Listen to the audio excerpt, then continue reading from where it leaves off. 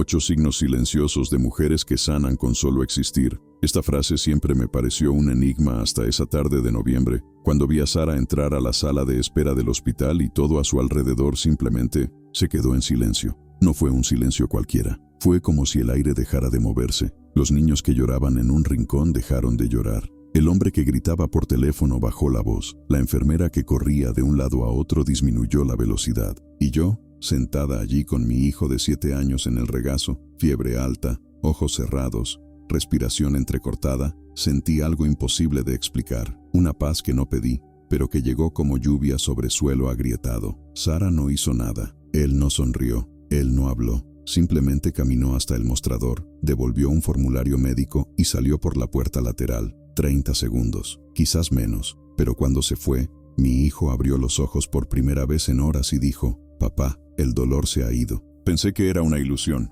Puse mi mano en su frente. Todavía estaba caliente, pero algo había cambiado. Pidió agua, sonrió. La enfermera vino corriendo y le tomó la temperatura. Había bajado 3 grados en menos de 5 minutos. Ella frunció el ceño, volvió a medir y comprobó el termómetro. «Eso no tiene sentido», murmuró, pero así fue. Simplemente no sabía cómo. Pasé toda la noche pensando en ello. ¿Quién era esa mujer? ¿Por qué mi hijo había mejorado en el momento exacto en que cruzó la habitación? No creía en los milagros, no creía en las energías invisibles, pero tampoco podía ignorar lo que había sucedido. Mi hijo, que estuvo a punto de ser hospitalizado, ahora dormía tranquilamente a mi lado. La fiebre había desaparecido por completo. Los médicos hablaron de virus de corta duración, de un sistema inmunológico fuerte y de suerte, pero sabía que no era eso. Sabía que era ella. 3 días después volví a encontrarme con Sara. No por casualidad, la busqué. Descubrí que trabajaba en un pequeño café a 2 cuadras del hospital. Entré sin saber lo que iba a decir. Estaba limpiando mesas, con el pelo recogido,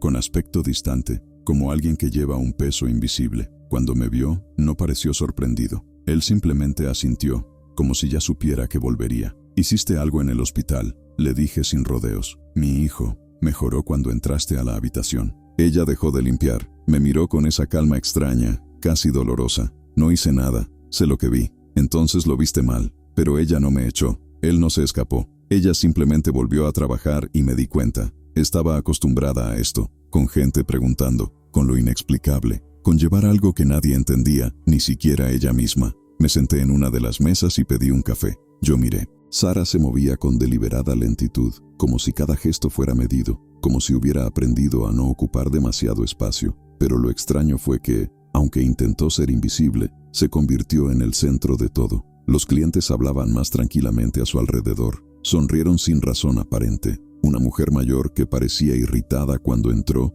se sentó junto al mostrador y, después de unos minutos cerca de Sara, comenzó a llorar. No de tristeza, sino de alivio. Como si algo dentro de ella finalmente se hubiera soltado. Regresé al día siguiente, y el otro, siempre con la excusa de tomar un café, pero en realidad estaba estudiando, tratando de entender. Sara nunca dijo mucho, no dio consejos, no tocaba a la gente, pero algo en ella actuaba como un espejo silencioso, reflejando a las personas una versión más tranquila de sí mismas. Fue allí donde comencé a comprender. Sara no fue la única. Durante los días siguientes presté atención, noté a otros. Mujeres que entraron en ambientes tensos y, de alguna manera, desarmaron la guerra invisible que todos libraban. No pronunciaron discursos, no dieron consejos, simplemente existieron, y eso fue suficiente. Empecé a llamarlos los silenciosos. Mujeres que sanaron sin tocar, que se calmaron sin hablar. Eso tenía una presencia tan densa, tan profunda, que el mundo que los rodeaba se reorganizó.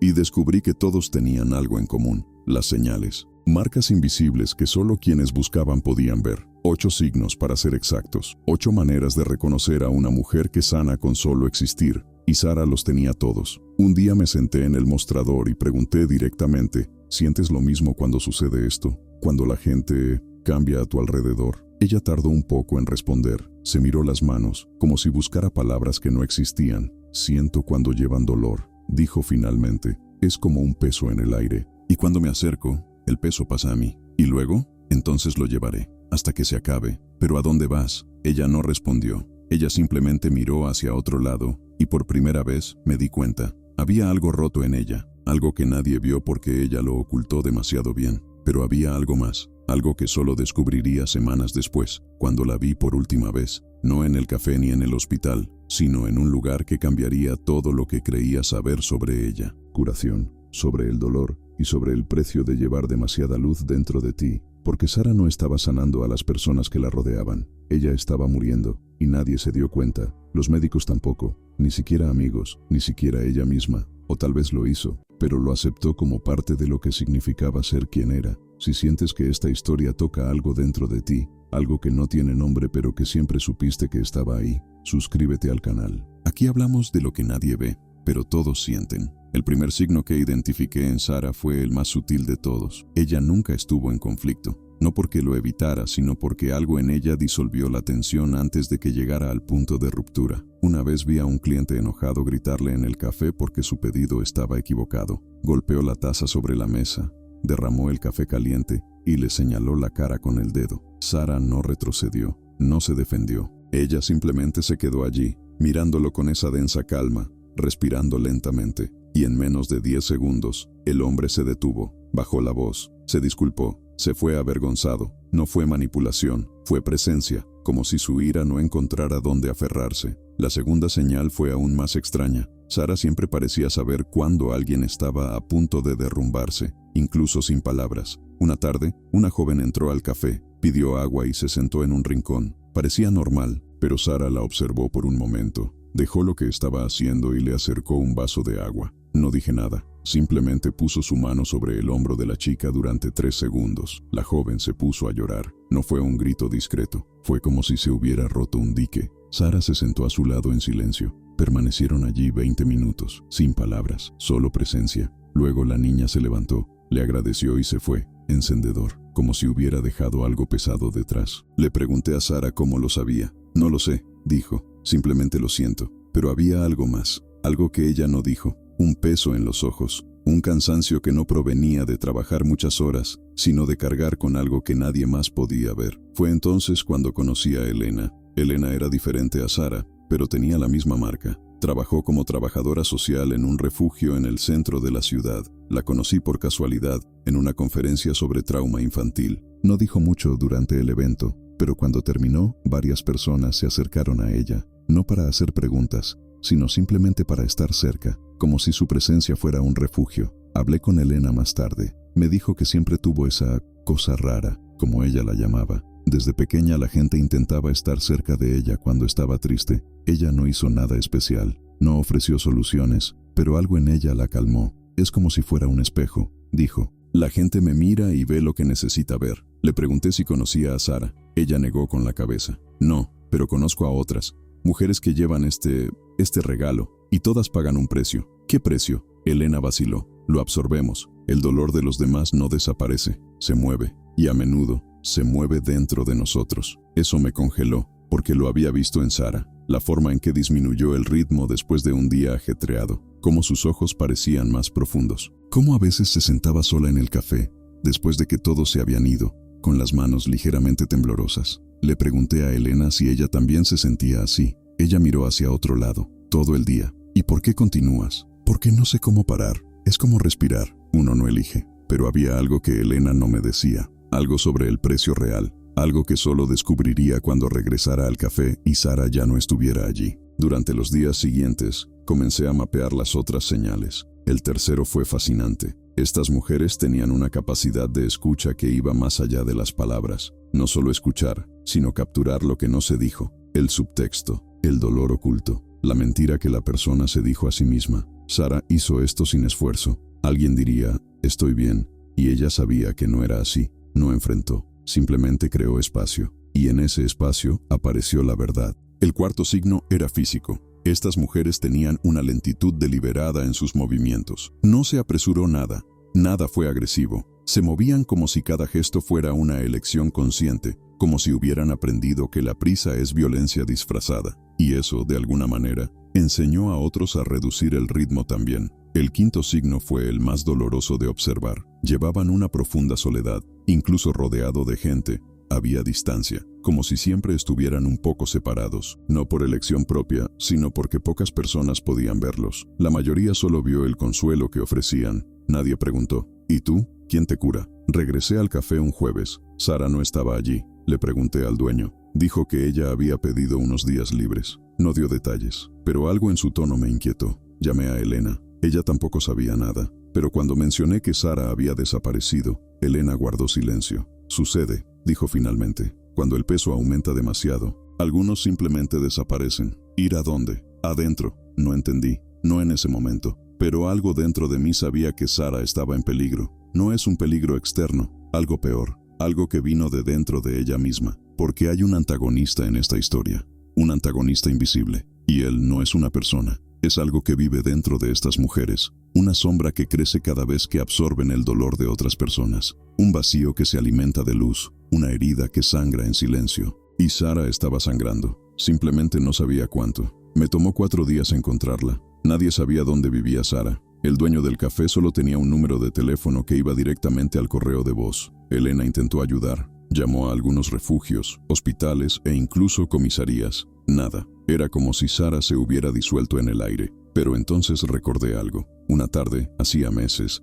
la había visto salir del café con una bolsa de compras. Giró a la izquierda, alejándose del metro. Seguí esa ruta. Caminé cuadra por cuadra hasta llegar a un grupo de edificios antiguos cerca del río. Edificios bajos, paredes desconchadas, ventanas pequeñas, el tipo de lugar donde la gente vive invisible. Llamé a todos los intercomunicadores. Nadie respondió. Me senté en los escalones de la entrada y esperé. 2 horas, 3, hasta que salió una señora mayor cargando bolsas de basura. Agarré la puerta antes de que se cerrara. Estoy buscando a Sara, dije. Pelo castaño, trabaja en el café de Oak Street. La mujer me miró con recelo. Apartamento 12, segundo piso. Pero ella no le abre la puerta a nadie. Subí las escaleras. El pasillo olía a moho y pintura vieja. Me detuve frente a la puerta 12. Llamé. Nada. Llamé de nuevo. Silencio. Sara, dije en voz alta. Soy yo, del café. Solo quiero saber si estás bien. Nada. Apoyé mi frente contra la puerta. No es necesario que lo abras. Solo golpea la pared si está vivo. 10 segundos de silencio. Luego, un sonido ahogado. Un leve golpe en la pared. Respiré profundamente. Dejaré mi número debajo de la puerta. Si necesitas algo, llama. Arranqué un trozo de papel, escribí mi número y lo deslicé debajo de la puerta. Me quedé allí unos minutos más. Luego bajé. Llamó 3 días después. La voz era diferente, más débil, distante. ¿Aún quieres saberlo?, preguntó ella. ¿Sabes qué? El precio. Quedé con ella en un parque cerca del río. Era temprano en la mañana. Todavía hacía frío y no había nadie alrededor. Sara estaba sentada en un banco, envuelta en un abrigo que le quedaba grande. Cuando me acerqué me di cuenta. Había perdido peso. Muy. Me temblaban las manos incluso sin el viento. Me senté a su lado. No dije nada. Solo esperé. Me preguntaste cómo sé cuando alguien sufre dolor. Comenzó, mirando hacia el río. La verdad es que no lo sé. Lo siento. Literalmente. Es como si su dolor entrara en mi cuerpo. No es una metáfora. Siento la presión en mi pecho cuando alguien está ansioso. Siento el ardor en mi garganta cuando alguien quiere gritar pero no puede. Siento el vacío en mi estómago cuando alguien está a punto de darse por vencido. Ella se detuvo. Respiró hondo. Y cuando estoy lo suficientemente cerca, su dolor disminuye, pero no desaparece. Se queda conmigo. ¿Cuánto tiempo? Depende. A veces horas, a veces días, a veces cerró los ojos, a veces para siempre. Fue entonces cuando entendí. La sexta señal. Estas mujeres no solo notaron el dolor, sino que lo absorbieron, como esponjas emocionales, y sus cuerpos pagaron el precio. Fatiga crónica, insomnio, dolor sin causa aparente, depresión que surgió de la nada, porque no fue de la nada. Era de todos. Los médicos no entienden, continuó Sara. Ya hice todas las pruebas, no encuentran nada. Dicen que es estrés, es psicológico, pero sé lo que es. Es acumulación. ¿Acumulación de qué? De todo lo que llevé, de todas las personas que se acercaron a mí, todo el dolor que quedó. Se volvió hacia mí, y por primera vez vi miedo en sus ojos. Estoy lleno, ya no hay lugar, y no sé qué pasa cuando se desborda. Me quedé en silencio, no sabía qué decir, porque lo que ella estaba describiendo era algo que la ciencia no reconocía, algo que la medicina no trató, algo que el mundo ignoró porque no podía ver. ¿Por qué no paras?, yo pregunté. ¿Por qué no te alejas de la gente? Ella sonrió, pero era una sonrisa triste. ¿Crees que elijo? ¿Crees que esta es una habilidad que activo y desactivo? Ella se levantó. Comenzó a caminar lentamente por el parque. La seguí. Desde que era niña fui así, dijo. Mi madre siempre decía que yo era muy sensible, que necesitaba espesar mi piel, pero no era sensibilidad. Eso era todo. Lo sentía todo. Cuando mi padre llegaba nervioso a casa del trabajo, sentía su ira como si fuera mía. Cuando mi hermana estaba triste, yo lloré sin saber por qué. No tenía filtro, aún no lo tengo. Hizo una pausa mirando los árboles meciéndose con el viento. A la edad de 12 años, mi profesora tuvo un ataque de nervios en clase. Empezó a llorar en medio de la explicación de matemáticas. Todos quedaron paralizados, sin saber qué hacer. Me levanté y fui hacia ella. Ni siquiera lo pensé. Acabo de ir. Puse mi mano en su brazo y dije, todo va a estar bien. ¿Y sabes qué pasó? Ella dejó de llorar. Me miró como si hubiera visto algo imposible. Luego me abrazó. Sara dejó de caminar. Siguió mirando al suelo. Pero cuando llegué a casa ese día, me desmayé. Mi madre me llevó al médico. Nada. Sin problemas físicos. Solo un agotamiento inexplicable. Dormí 2 días seguidos. ¿Fue esta la primera vez que absorbiste el dolor de alguien? Fue la primera vez que me di cuenta. Pero creo que siempre lo he hecho. Simplemente no sabía cómo nombrarlo. Paramos cerca de un pequeño lago. Sara se agachó y tocó el agua con las yemas de los dedos. Traté de alejarme. Cambié de ciudad. Dejé de hablar con la gente. Trabajé en lugares aislados, pero no sirve de nada. Donde quiera que voy, me encuentran. La gente rota. Los que están a punto de darse por vencidos. Sienten algo en mí. Y vienen. Ella me miró. ¿Sabes cuál es el 7º signo? Estas mujeres no pueden decir que no. No porque sean débiles. Pero porque cuando ven a alguien sangrando, no pueden simplemente darse la vuelta, aunque sé que van a sangrar juntos. Tragué fuerte, porque lo había visto, en Sara, en Elena, en todas las mujeres que portaron esta marca. Dieron hasta que no quedó nada, y nadie se dio cuenta, porque lo escondieron bien. Nos quedamos en silencio unos minutos. Sara arrojó una piedra al agua y observó cómo se extendían las olas. Hay algo que nunca le he contado a nadie, dijo sin mirarme. Hace 3 años conocí a una mujer en un hospital. Ella estaba muriendo de cáncer, etapa terminal. Ya nadie iba a visitarla. Pasaba por su pasillo todos los días cuando iba a ver a mi tía al hospital. Y cada vez que pasaba, ella me llamaba, no con palabras, con la mirada. Sara respiró hondo. Empecé a sentarme con ella, 10 minutos al día, luego 20, luego 1 hora. No dije casi nada. Simplemente se quedó ahí, y poco a poco empezó a mejorar. No curó el cáncer, pero el dolor disminuyó. Ella volvió a sonreír, comiendo. Los médicos no entendieron.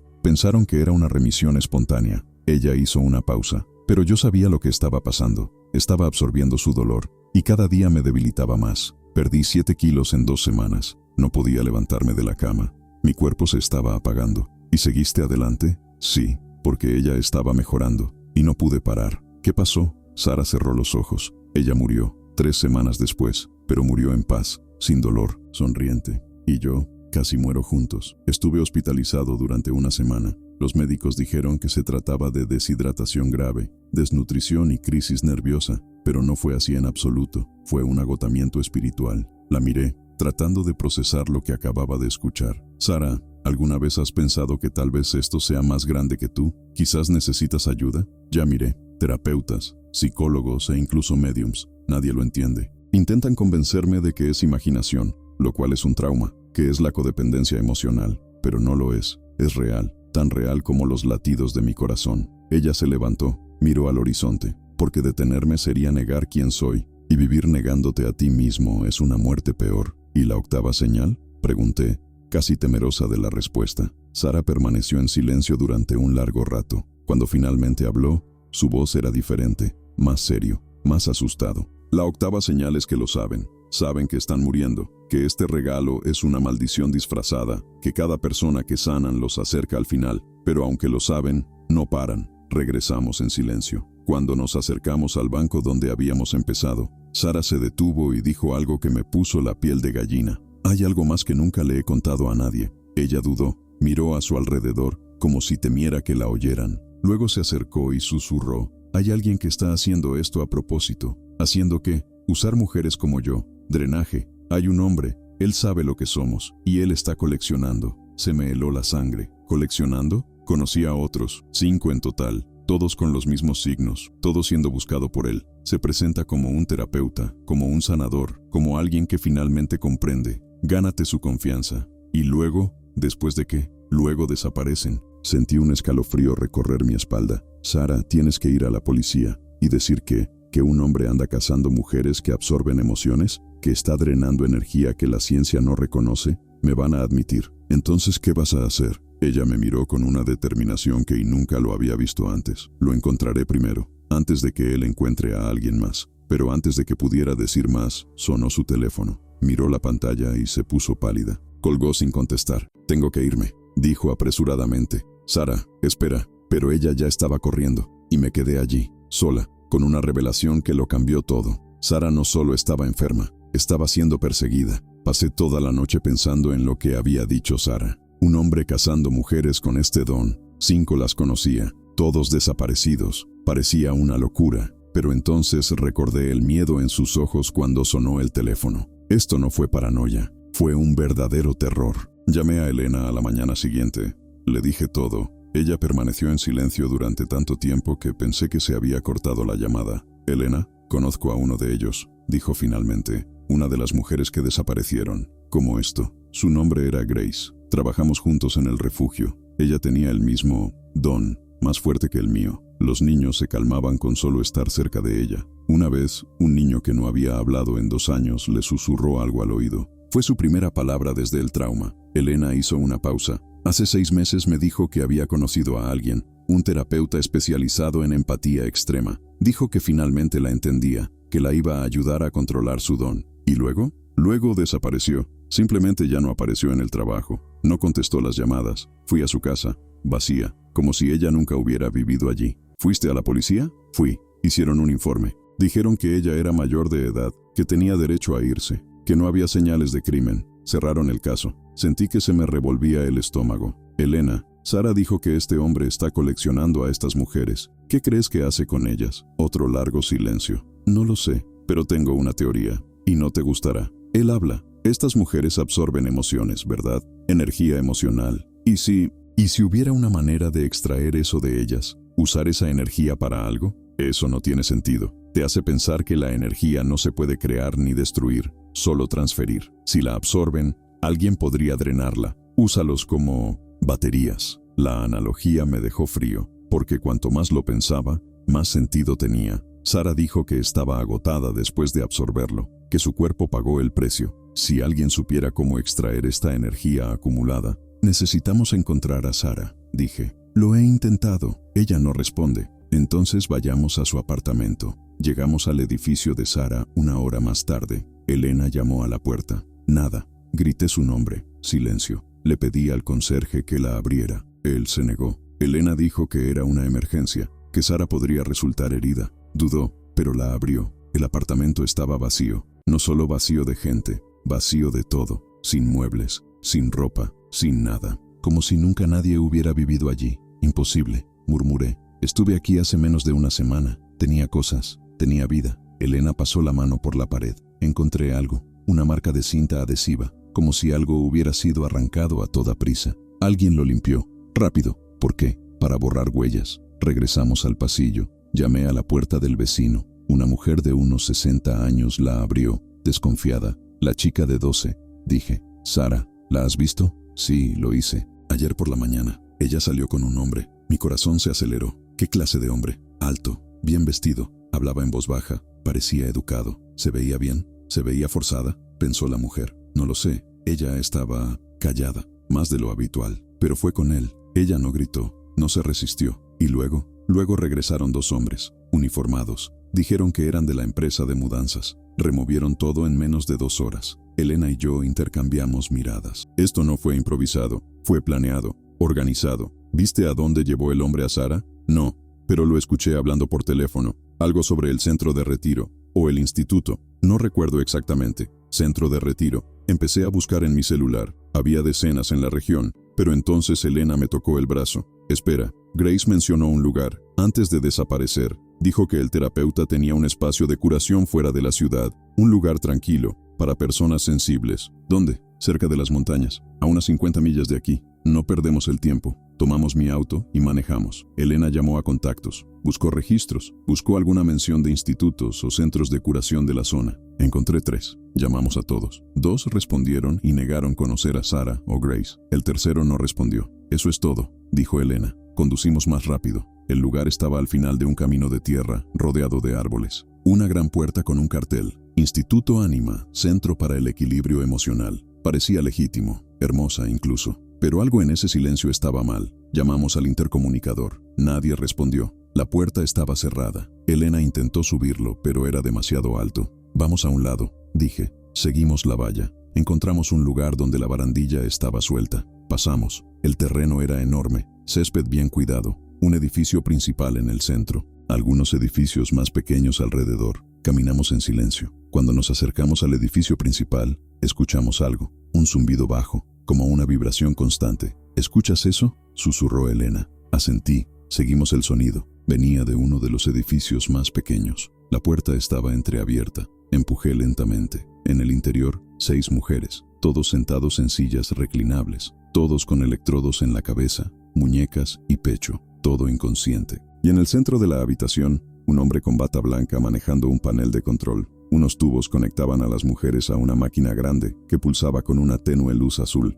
No nos había oído entrar. Estaba demasiado concentrada. Elena se tapó la boca para no gritar. Miré a las mujeres. Reconocí a uno de ellos, Sara, pálido, respiración débil, pero vive. ¿Qué estás haciendo?, grité. El hombre se dio vuelta, asustado. Luego sonrió. Una sonrisa tranquila, casi amable. Hacer lo que debería haberse hecho hace mucho tiempo. Liberen a estas mujeres, ahora. No puedo. Son esenciales. ¿Esencial para qué?, señaló la máquina. Para esto, energía emocional concentrada, lo más poderoso del universo, y estas mujeres son las únicas que pueden almacenarla. Los estás matando. Estoy salvando al mundo. No lo entiendes. Con esta energía puedo curar a miles. Puedo poner fin al sufrimiento masivo. Todo lo que necesito son algunas fuentes. Dijo, fuentes, como si estuviera hablando de baterías. Elena dio un paso adelante. Los estás agotando, usándolos como combustible. Y estuvieron de acuerdo. Todos vinieron voluntariamente, porque finalmente alguien reconoció su valor. Mierda,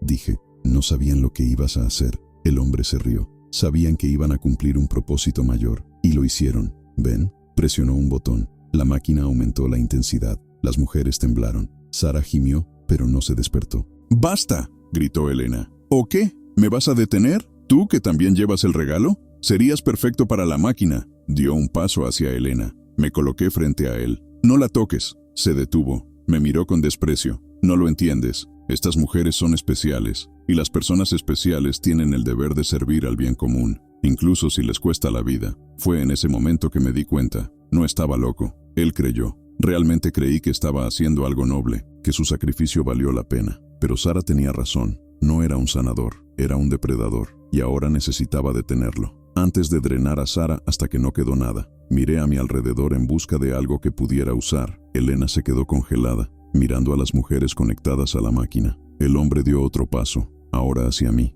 No vas a arruinar años de trabajo, dijo con calma. Estas mujeres están cumpliendo su destino. Por fin son útiles. ¿Útil?, repetí, sintiendo que la ira aumentaba. Son personas, no herramientas. Son ambas cosas, y la humanidad los necesita más de lo que se necesita a sí misma. Se volvió hacia el panel de control. Iba a aumentar la intensidad nuevamente. No lo pensé, simplemente me lancé hacia él. Caímos al suelo. Era más fuerte de lo que parecía. Me empujó. Intentó alcanzar un botón de emergencia en la pared. Elena reaccionó. Dio una patada a su mano antes de que tocara el botón. «¡Apaga esa máquina!», grité. Nunca. Pero entonces sucedió algo. Sara abrió los ojos, todavía conectado, todavía débil, pero consciente. Ella miró la máquina, para el hombre, para nosotros, y algo cambió en su expresión. Ella volvió a cerrar los ojos, pero esta vez no fue la inconsciencia, fue concentración. La máquina empezó a hacer un ruido extraño, como si estuviera abrumado. Las luces parpadearon. El hombre miró el panel confundido.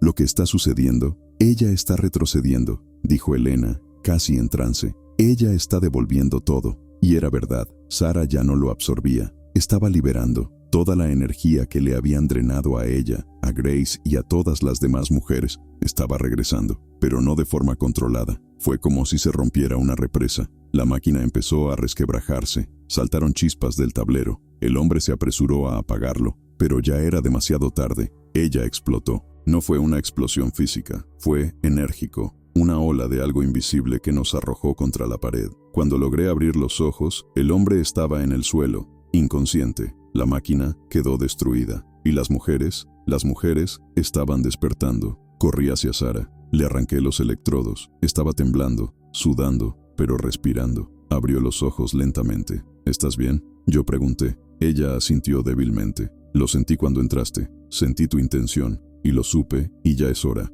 ¿La hora de qué? Para dejar de absorber y empezar a liberar. Elena estaba ayudando a las otras mujeres. Uno a uno se despertaron, confundido, débil, pero vive. Llamamos a la policía, paramédicos. Cuando llegaron, encontraron al hombre todavía en el suelo. Encontraron documentos, registros. Lo había hecho durante años. Decenas de mujeres. Algunos habían muerto. Otros habían sido liberados cuando ya no eran útiles. Grace estaba entre los vivos. Ingresado en un hospital a 2 ciudades de distancia, diagnosticado con un ataque de nervios. Nadie había conectado los casos porque tenía cuidado. Cambié de lugar, nombre cambiado. Pero ahora todo había terminado. Sara estuvo hospitalizada durante una semana. Elena y yo la visitamos todos los días. Al tercer día, finalmente pudo sentarse en la cama. Pensé que iba a morir, dijo. Cuando me conectó a esa máquina, sentí que me arrebataban todo, cada recuerdo, cada emoción, cada dolor que había llevado. Era como si me estuviera vaciando. Pero lo revertiste. ¿Cómo? Sara se miró las manos. Me di cuenta de algo.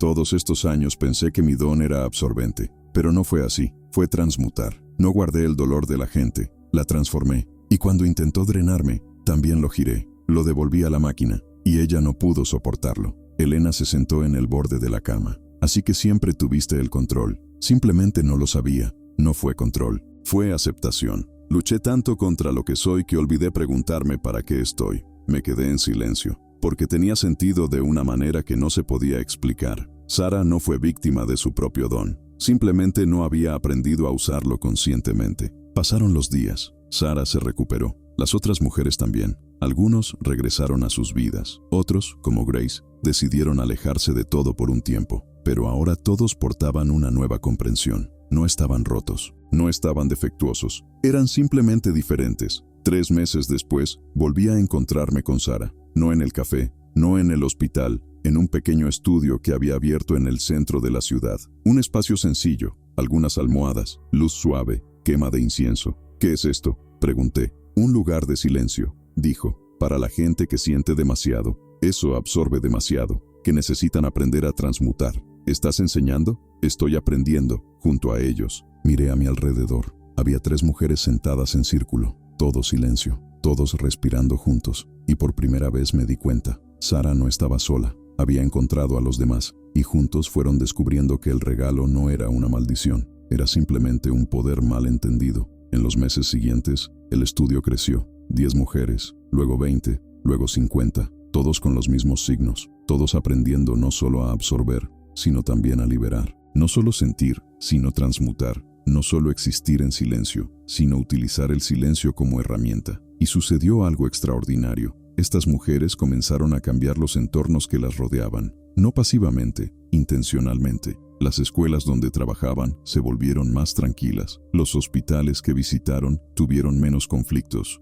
Las familias a las que asesoraron encontraron la paz. No fue magia, era una presencia consciente. Era el poder de alguien que finalmente entendió su propio valor. Un año después, Sara me llamó. Necesito mostrarte algo. Fui al estudio. Ella me llevó a una habitación trasera. Había un cuadro en la pared, 8 frases escritas a mano. Las 8 señales, dijo. No hay más secretos, son recordatorios. Leo cada uno. 1. Disuelven conflictos sin palabras. 2. Sienten el dolor antes de que se diga. 3. Escuchan lo que no se ha dicho. 4. Se mueven deliberadamente lentamente. 5. Llevan una profunda soledad. 6. Absorben emociones físicamente. 7. No pueden decir no al sufrimiento de otras personas. 8. Saben que se están muriendo, pero no paran. Sara tocó la última frase. Esa fue la 8ª señal, pero ya no. ¿Por qué? Porque ahora sabemos que no necesitamos morir para sanar. Solo necesitábamos aprender a curarnos a nosotros mismos primero. La miré. Fue diferente,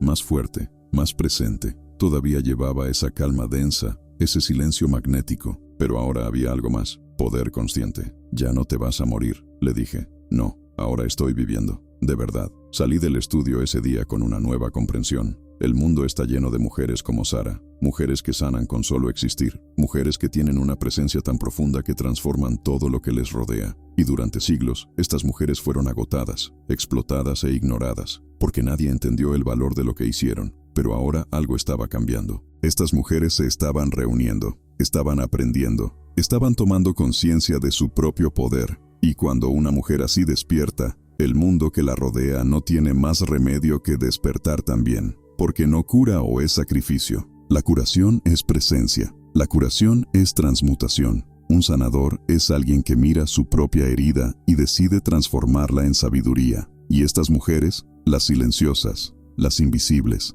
las que sienten demasiado, no son víctimas, nunca lo fueron. Son pioneros de una forma de existir que el mundo aún está aprendiendo a reconocer. Si esta historia tocó algo dentro de ti, si reconociste estas señales en ti o en alguien cercano a ti, suscríbete al canal. Aquí hablamos de lo invisible, sobre el silencio, sobre el poder que vive en las personas y que el mundo aún no ha aprendido a ver, porque la verdadera curación no grita, simplemente existe y transforma todo a su alrededor.